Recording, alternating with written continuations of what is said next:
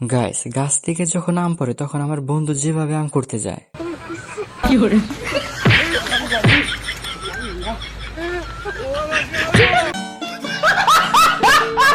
আমি ভাই ধরা খাওয়া গেছি, আমি দুটিকে আমি তালাক দেবো। কেন ভাই তালাক দিবেন কেন? এত সুন্দরী চুপড়ি দুইটা মেয়ে বিয়ে করেছেন, এখন আবার তালাক দিবেন কেন? জানে কুল হইতেছেন আমার জানে তো কুলন লাগবে রে ভাই।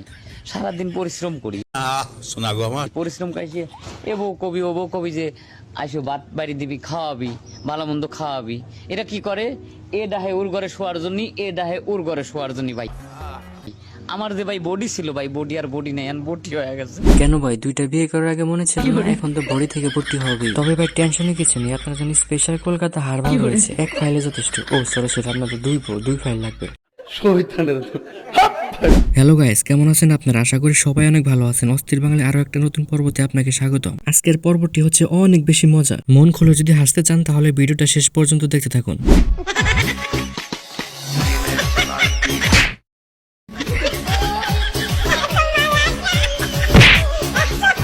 গাইস, পরিস্থিতি যেমনই হোক প্রেমে পড়তে হবে, হোক সেটা পুলিশ, তাতে কি? আমি বিশ্বাস করি না।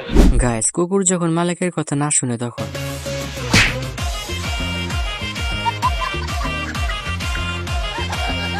গাইস, যাই বলেন না কেন ডান্সটা কিন্তু সেই ফানি ছিল, বিশেষ করে কুকুরেরটা। বাইরে ভাই সাসে, এটা কি এন্ট্রি নিল? ধুম 5 না ধুম 6?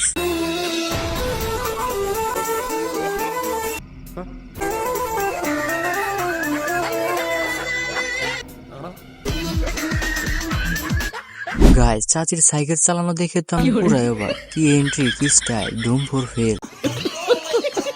এ কোনো সাধারণ মেয়ে নয় লা, এ হলো কেরণমালা, এর ক্ষমতা সাংঘাতিক।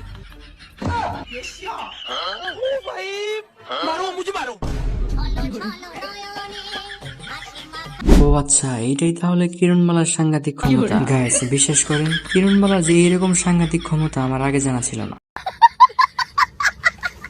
গাইস, ভিডিওটি যদি ভালো লেগে থাকে প্লিজ একটা লাইক দিয়ে চ্যানেলটিকে সাবস্ক্রাইব করে রাখুন।